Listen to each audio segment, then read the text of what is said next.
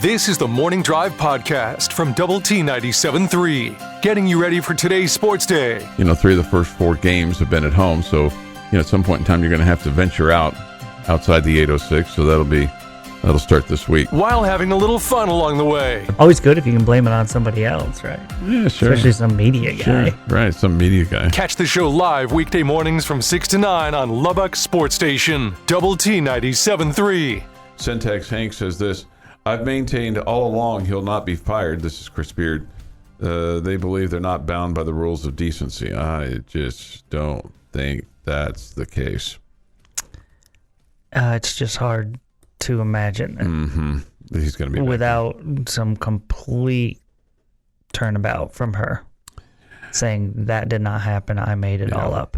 Bullfighter says, don't y'all think if he was going to get fired, they would have already done it? I don't think they're going to do it. I think they're waiting for people to forget. No, I think they're trying to settle it, is what I think. But I think that, Jamie talked about, basically we're expecting somebody to settle something that probably he doesn't want to settle. Yeah.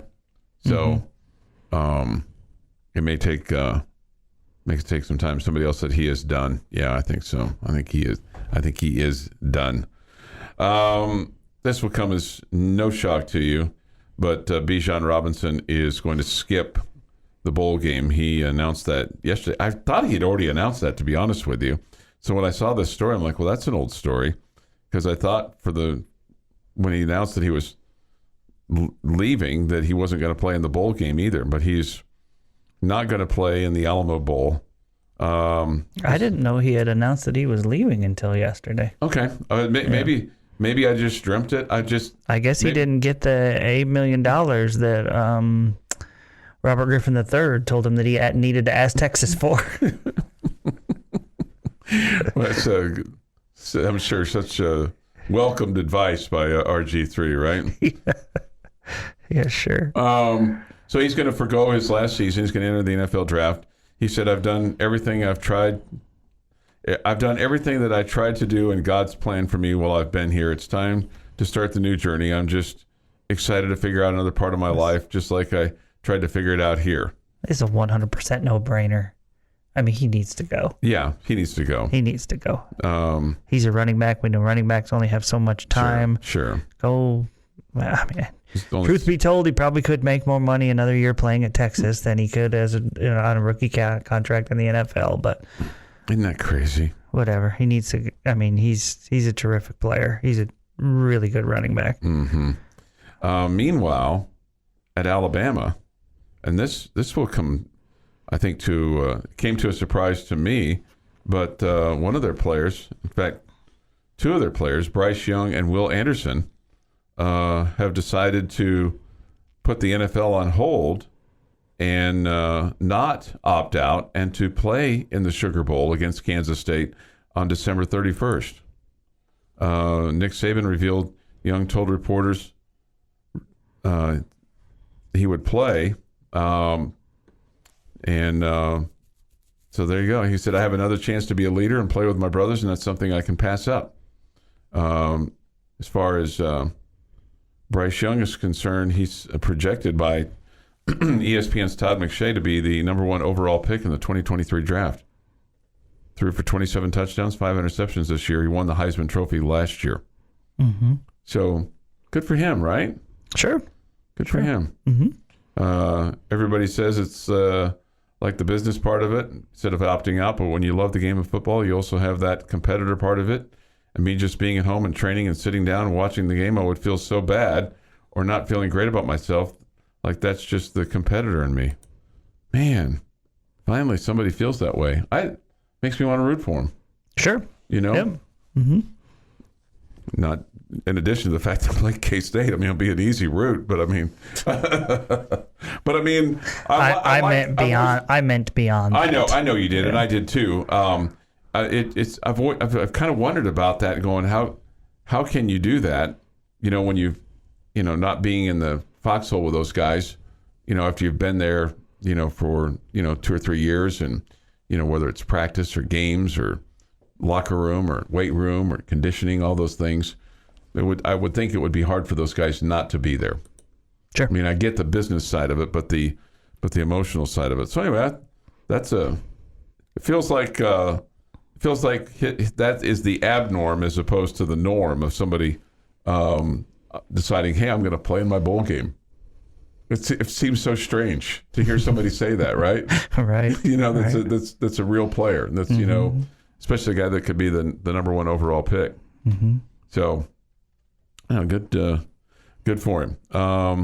Sonny Dykes named the AP Coach of the Year. That seems to be deserved, right? Well deserved. Yep. Yeah, he got 37 of 46 first place votes, 120 points. This is from AP Top 25 voters. Wonder who the other 9 went to.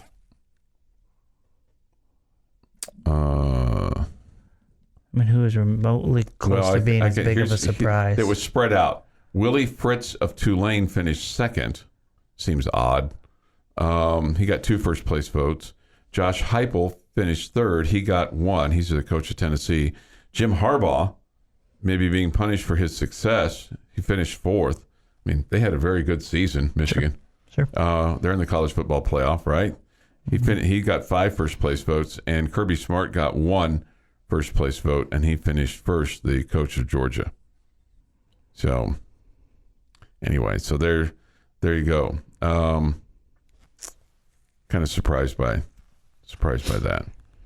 So Chris Kleiman, who coaches K-State, finished 13th, and Brett Bielema finished 14th. All pretty familiar names for the most part in this top 14. I mean, there's some ones that you go, didn't know that guy's name, but like Jim Moore Jr., who's now coaching at UConn. Mm-hmm. Lost his gig at UCLA, and in the NFL, he finished 10th in the voting. So there you go. So Sonny Dykes, AP Coach of the Year. What kind of chance do you give TCU in the college football playoff? I don't know. I think initially I thought they were going to get hammered pretty bad. I don't know that I feel that, but I don't give them a great chance to win.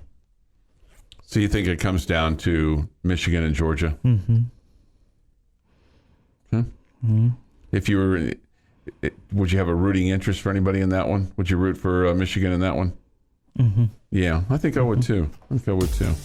You're listening to the Morning Drive podcast from Lubbock Sports Station, Double T 97.3, recapping the night that was in the world of sports. A little bit later on tonight, we'll have the Astros and the Diamondbacks. That'll be at 8. And then the Rangers playing at Seattle tonight. And also bringing some humor to your day. Was it pretty big? Yeah, I mean, it's impressive. Yeah. Was it fascinating? It was. I thought it was fascinating. It kind of smelled, but I mean. Hear the show live weekday mornings at 6 on Double T 97.3 or on the Double T 97.3 mobile app. Today is December 20th, 2022. Here is Jeff McGuire with this day in sports history. 1921 is where we're going to kick off. The American League votes to return to the best of 7 in the World Series, while the National League votes to stay at 9 as the best of 9. Commissioner Kennesaw Mountain Landis cast the deciding vote for the best of 7. You like best of 7 versus best of 9? I do. Yeah. Just because I've only known 7. Right. 9 feels weird. 9 seems long, right? 1940, Connie Mack acquires controlling interest in the Athletics for $42,000. Yeah, but what's that in real money today?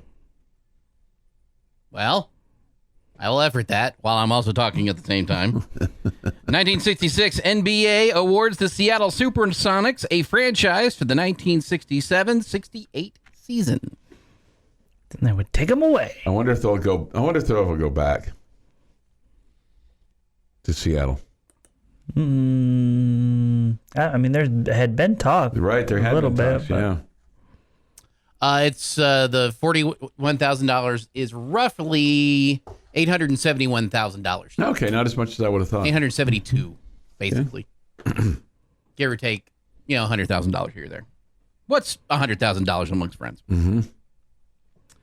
Sad day for Chuck Heinz in 1985. Sportscaster Howard Cosell retires from television sports after 20 years with ABC. Yeah, he got the opportunity to retire. It's after a Monday Night Football performance. And in 1991, what did he do? He called one of the Washington Redskins receivers a word that we're not allowed to say anymore. No, and weren't allowed to say then either. Weren't allowed. It was one of those deals where he always called this guy this apparently, and then he said it on the air, and he had always referred to him. He called him a little monkey, and I think I now remember that story. And that was the end of that. Yeah. That was the end of it. It wasn't meant to be that way. It wasn't meant to be that way. But he should have known better that it could be taken that way. But man, as you know, I mean, you start... And that was in what year? 85. 85. Yeah. And that's on the heels of the Jimmy the Greek stuff, which was right in that, and the Al Campana stuff. I remember the Jimmy the Greek stuff, so I feel like, I don't know why that stuck out in my mind so much more than the Howard Cosell stuff. Well, it was this time of year, and it was coming off a, nondescript, Monday night game. It was probably 10 o'clock or so at night, things like that. But it was right in that same era, And Jimmy the Greek basically said African Americans are better athletes.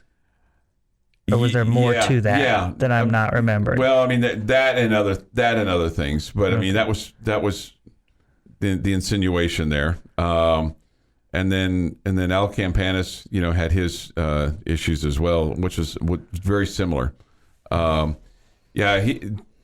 the Greek was fired in '88 after he made comments suggesting that breeding practices during slavery had led African Americans to become superior athletes. That's in a nutshell. And it was one of those deals where he was interviewed at a restaurant. And who even says that unless you're talking about like chickens or something, breeding practices? Right. But he was at a restaurant. He'd been doing interviews. It was for a program celebrating the birth of Martin Luther King, and I don't know. Sounds really dumb. It was really dumb. Yeah, It was really dumb. He was trying to pay a compliment and did not turn out that way. Obviously. Clearly. Sorry. For what? A compliment that didn't turn out that way? You didn't do it. Interrupting you. On this show? No way. 1991, NHL grants permanent membership to the Tampa Bay Lightning and Ottawa Senators. I didn't know that they had to. Right. I thought that was interesting. Was it they were just there for, as a trial basis? I am sure that an NHL fan or a Stars fan specifically will be able to tell us the story here. But today they granted permanent membership. Some kind of secret handshake, right? Yeah. It is a National Sangria Wine Day. Okay. So, Jerry Jeff Walker it up today. Okay. Which is a joke neither one of you get, but some of our audience does, and they will appreciate it. Ha ha ha ha. Yesterday, I missed a big birthday. Oh. Like, I feel bad about this one. Name a female Texas Tech track athlete. Ruth? You got a last name for that? Ruth Osorio, thank you. Yes, that's Osorio. That's a good one. I was going to go with Lee Daniels. How about Sally Kipyego? I was just getting ready to say Sally Kipyego. 37 yesterday, so I feel bad that I missed her. I bet she could still run like the wind. She could definitely beat me in a race in any length. Well, I think Lee's still coaching over at LCU, so. Is she? Yeah. You should find out what her birthday is. I'll add that to my list.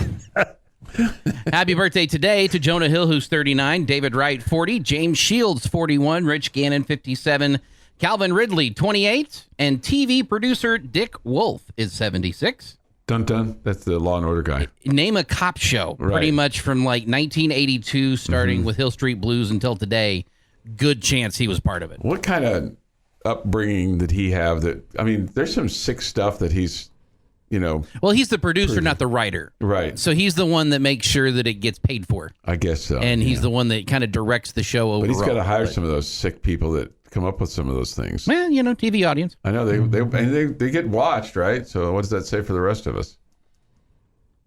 Yep, we're all sick individuals. Mm-hmm. And this day in 1963, more than 2 years after the Berlin Wall was constructed by East Germany to prevent its citizens from fleeing its communist regime, nearly 4,000 West Berliners were allowed to cross into East Berlin to visit relatives. Under the agreement reached between East and West Berlin, over 170,000 passes were eventually issued to Berlin citizens. Each pass allowed a one-day visit to the communist East Berlin. And that is this day in sports history. All right, it's just before 7 this morning here on the Morning Drive. Continue to take your thoughts, your comments, your just random thoughts as well in the Yates Flooring Center chat line. It's all presented through the Double Team 97.3 mobile app by Happy State Bank. Your morning blend of sports. K-State is coming off a big win over Oklahoma. Of course, the Red Raiders off their 37-34 overtime win over number 22 Texas. And humor. Sure to tell them that. You suggested that. And, of course, that got a big laugh. This is the Morning Drive Podcast from Double T 97.3. Catch the show live weekdays from 6 to 9 on Double T 97.3 FM or on the Double T 97.3 mobile app. Good morning with Jamie Lent and Jeff McGuire. I'm Chuck Heinz. Take your thoughts, comments on the Yates Flooring Center chat line. Go to doublet973.com for that, or the mobile app. Pitchfork hotline is open as well. So last year, the early signing day was December the 15th, okay? Okay. So we're 365 plus days since then. And I asked Coach McGuire about this recruiting class. I'm like, okay, as we're looking back at this, 4 years from now, what would you like to retain? And he said 60% of the recruiting class is what he'd like to retain. I don't know if that's, as you look at NIL and transfer portal, and 60% that might seem like a high number, but maybe because in terms of panning out, where they stick with you. Not that everybody's going to be an All-American or anything along those lines. But the biggest name that stands out to me from last year is Joseph Adedire. And he's the guy that might be the bell cow of that recruiting class, at least from a year ago. Now, other guys, they are in the program, but really none of those names stand out to me. Bryson Donnell was in that recruiting class a year ago from Tyler, and he got a handful of snaps, for the Red Raiders. He had a 38-yard run in one of the games, which is the ties for the longest run of the year with Cameron Valdez. So it's not like you have just a ton of guys that have just made big plays for you this past year. So that speaks to what you were talking about of building through the high school ranks. Yeah, that's probably a good thing. That means that a lot of those guys have been redshirting. Right. But you had some transfers that you were excited about.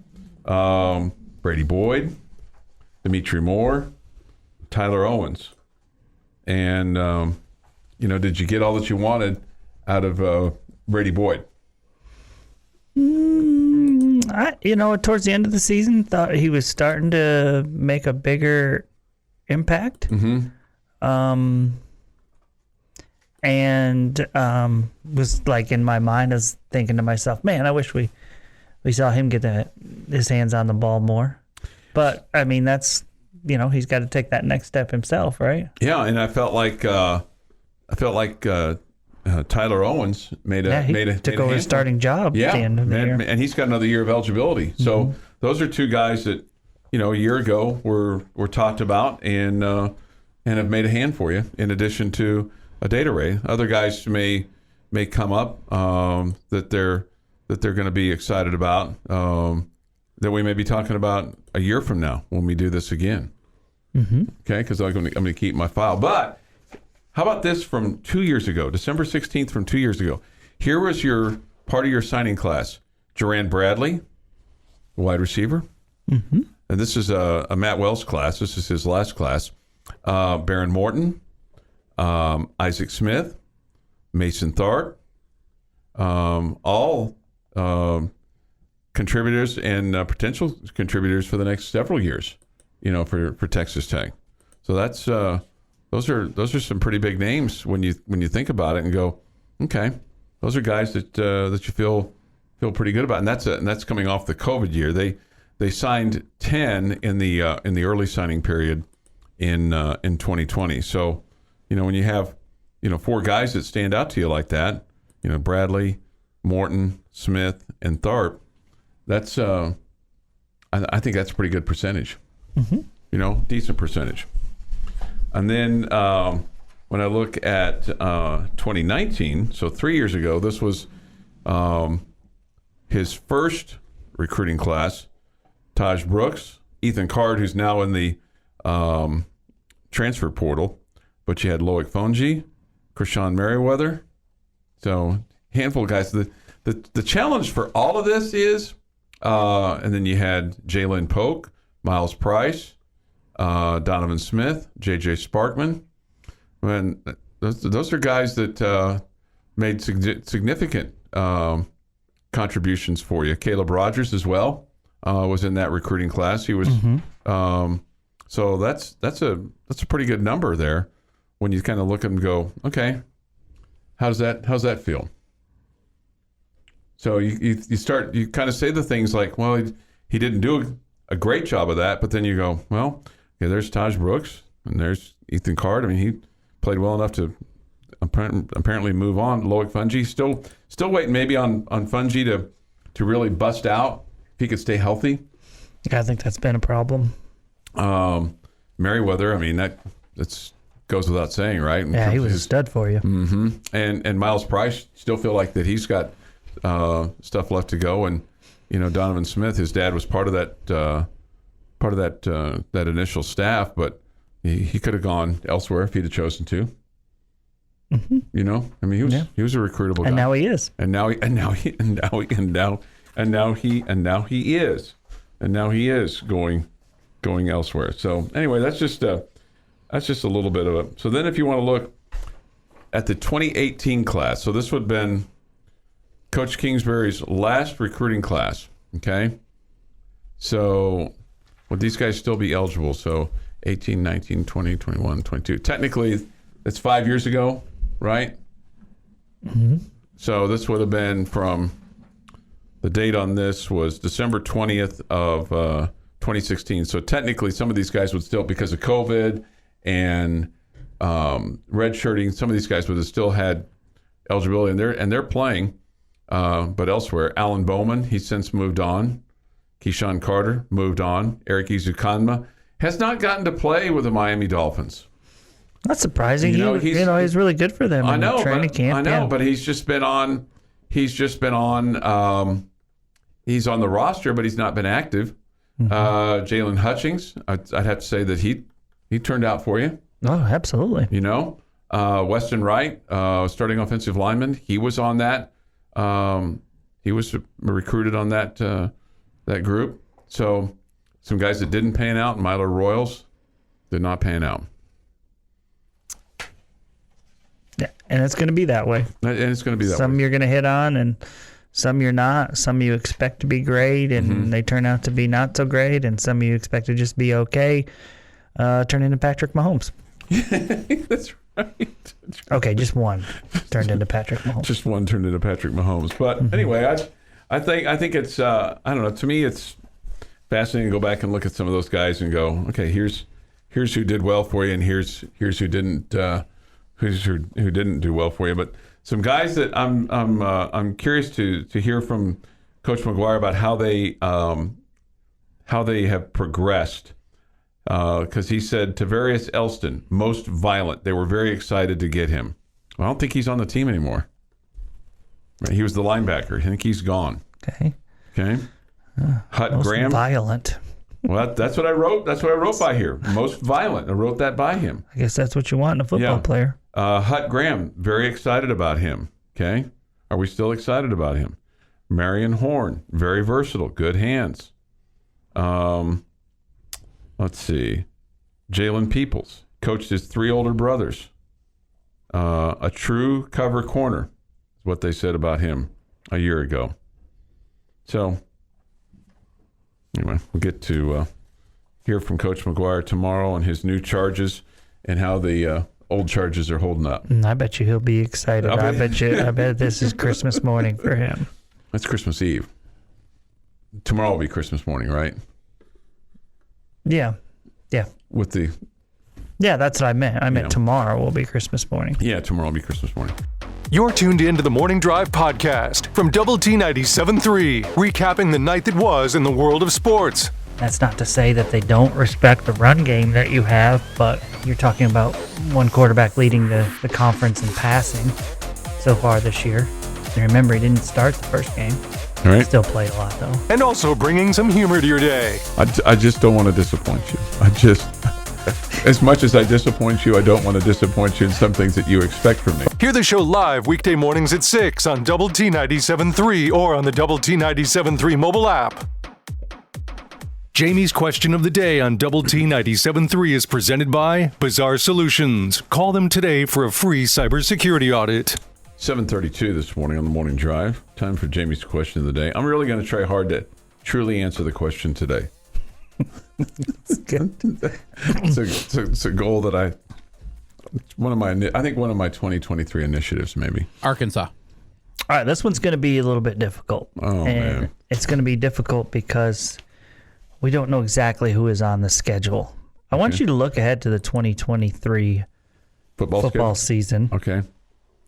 You know that you have a road trip to play at Wyoming. Mm-hmm.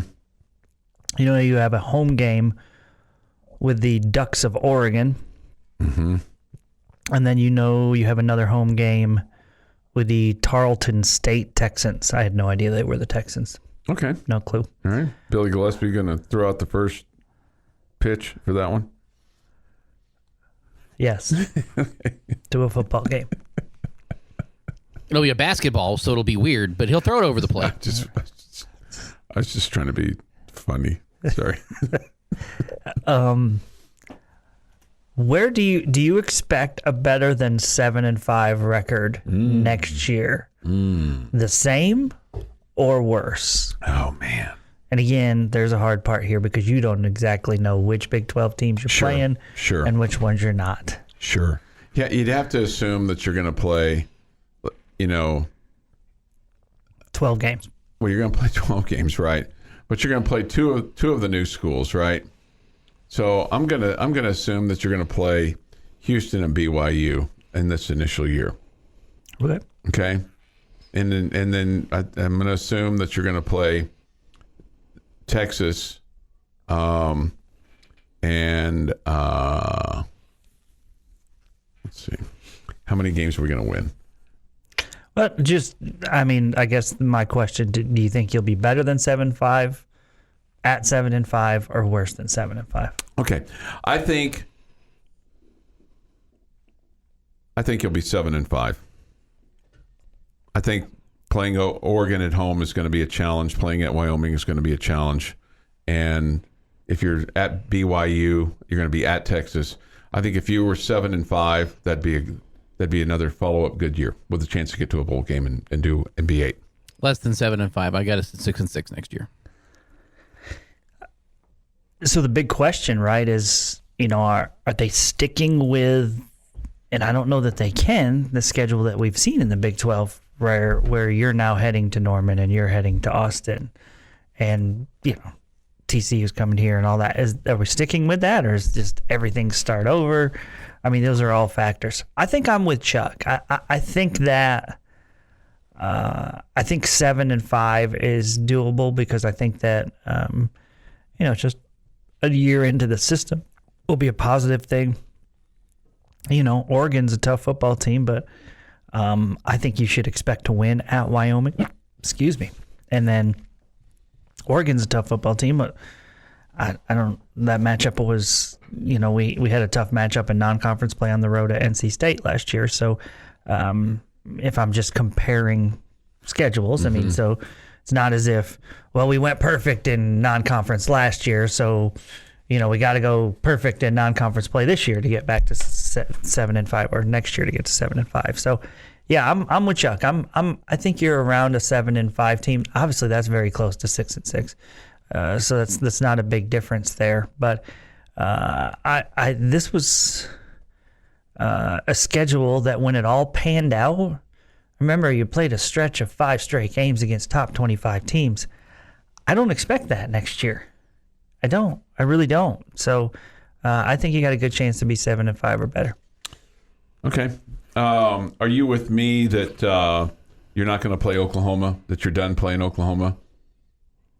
I have no idea. Okay. How are you? I think you're going to play Texas, but I don't think you're going to play Oklahoma. Why is that? Because they're going to have you play BYU and Houston or Cincinnati and UCF. So why are we losing OU and not Kansas or Kansas State? Because I think they're going to say to the two that are leaving, they're going to play some of their quote natural rivals like Oklahoma State, or I just think that's something that we would lose. I think the schools that we're going to be playing against forever, we're going to play all of them. Okay. The KUs, the K-States, the Iowa States, the TCUs, and the Baylors. I think those are going to be locked in stone, and I think Texas and Oklahoma are going to rotate out for some teams. And that's still too many. I mean, if you're adding the new 4 in there. Well, if you're playing 3 non-conference games, you're going to play 9 Big 12 games. Right. So you're not playing all 4 of the newbies. Even though, as you just said, you said the teams you're going to play forever. Because wouldn't those 4 be in the you're going to play forever category? Yeah, but I mean, you're not going to have enough games. He separated the newbies from the old members of the Big 12. So you're going to play the 7. old members of the Big 12. Right, the 7, and then the 2 new ones, 2 of the 4 new ones for your 9. Yeah. I understand what he's saying. The description is a little weird, but I get it. I know what he's saying. Yeah, because, I mean, the newbies are ones that you're going to be playing forever. Right. My point is you're going to play either Oklahoma or Texas and 2 of the new ones.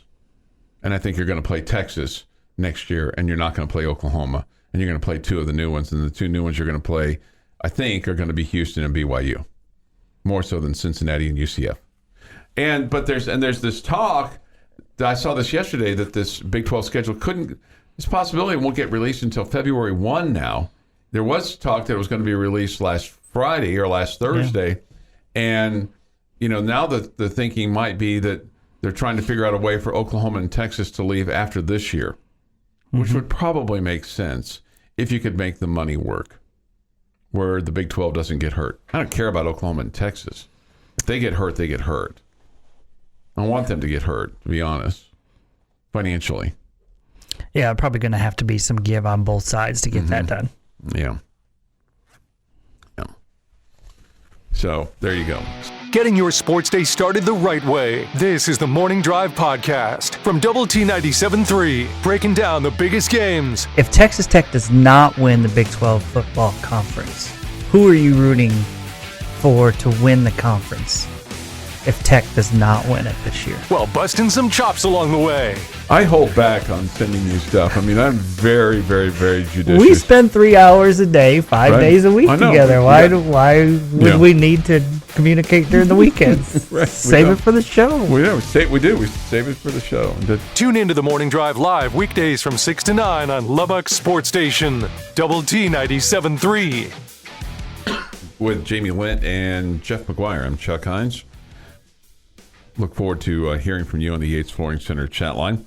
Mark Adams, the basketball coach at Texas Tech University, met with the Fourth Estate yesterday to talk about his basketball team and program. And he was asked about setting the record straight concerning Fardaws Aimaq and his reported entry into the portal and then exit of the portal and everything that went on with regard to that. Here's Coach Adams. Don't want to get into the details. I think just a lot of rumors and speculations that just weren't accurate. And Fardaws is here, and he's happy and excited to be a Red Raider, and we're looking forward to him being back on the floor and being a contributor, which he can help us on both ends. He had a great summer, and the way he rebounds the ball and shoots it from three-point range. So he's going to give us a lot more versatility once he gets back. Nothing to see here. Nothing to see here. Now, I do believe that there were rumors that weren't true. Yeah, I'm sure that. Yeah, I agree. But I also think there are plenty of rumors that were true. Yeah. The biggest. What's your biggest question about that? I think that was a great job of coach speak by Coach Adams. I do too. I liked a little chuckle there at the beginning. Oh, hey, hey, come over here. Let me give you a candy cane. What would you, of that situation, what would you like to know the most? Would you like to know, was he actually in the portal, and was he actually considering going somewhere, or was there, some kind of idle threat that was made, or was there some kind of request for additional compensation or money or something along those lines?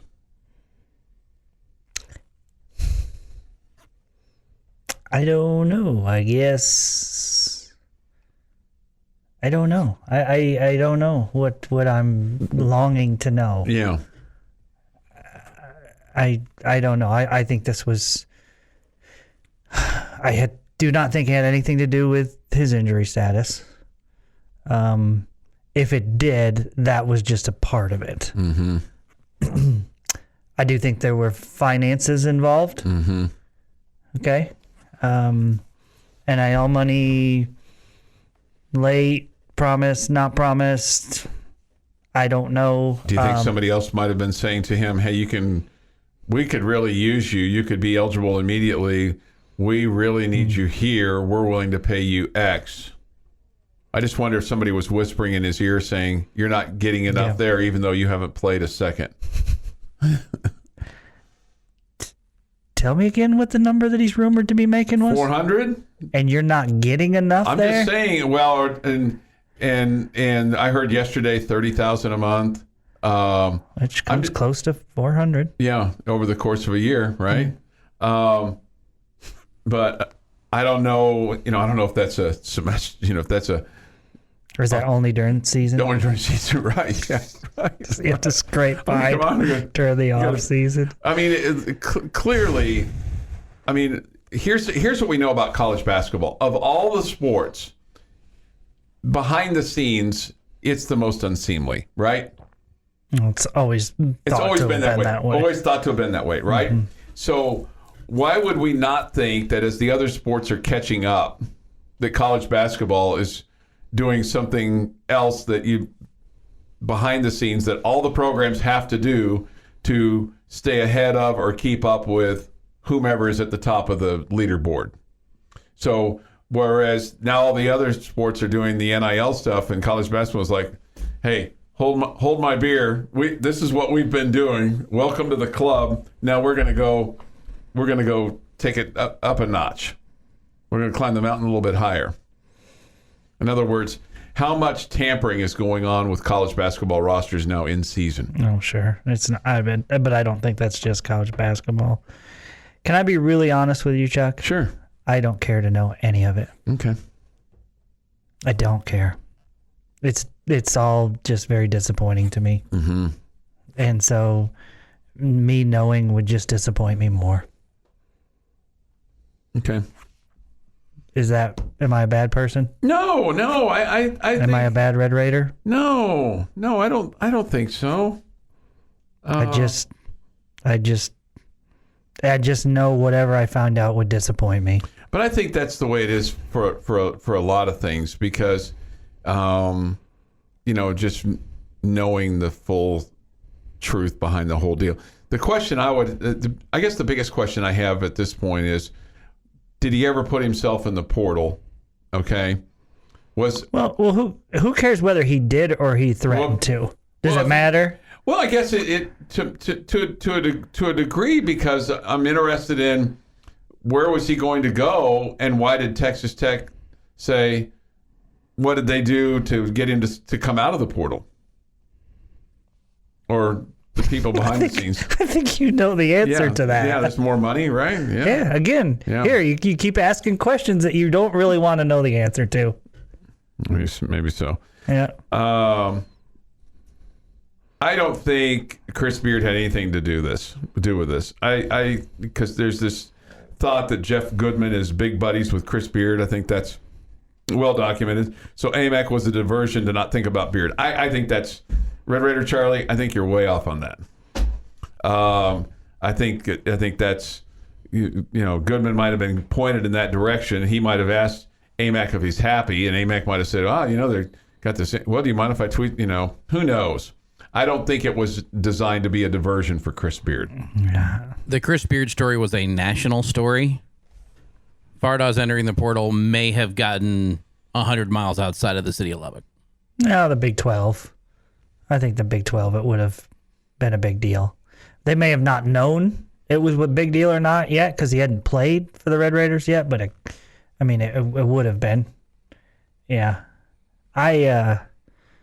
But to your point, there's some validity. I mean, it's definitely not a national story. They're not caring about Fardaws in California. Yeah, if they were the number 2 team in the country, it might have been a national story. Sure, but again, and they were about to add this guy to the mix. Yeah, but you're not the number 2 team in the country, or number 1 or number 3.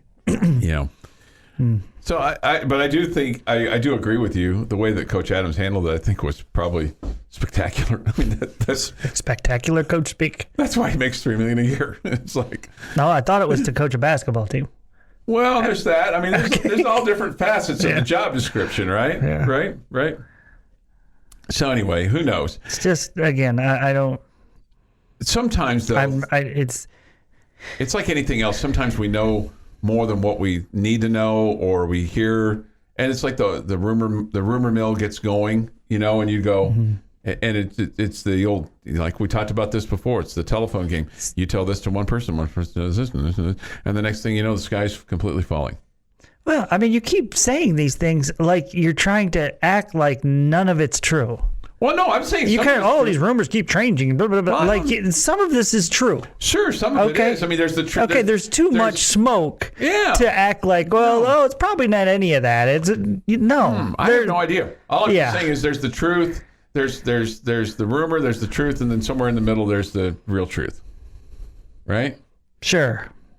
At the end of the day, though, it's like he still hasn't played a second for you. You're hoping that he can. He's at least walking right now. Right? And he's tall. We know that. Chuck saw him last night. So any of you out there were wondering, he's tall. He's tall. There's been moments through this process that have just hit me like a ton of bricks, right? Like when the guy at Miami, I guess he was a K-State guy, if I remember correctly, announces a 2-year contract with the University of Miami. Okay, that was one of those moments where like, holy cow, we're really here. A 2-year contract. Yeah, he did. I mean, and I 2-year deal with Miami and whoever that was paying him, right? Right. Yeah. And this Fardaws one is another hit me with a ton of bricks. That it's just like, I just don't enjoy this. Yeah. This is not fun anymore. You've been listening to the Morning Drive podcast from Double T 97.3. For more from Lubbock Sports Station, go to doublet973.com.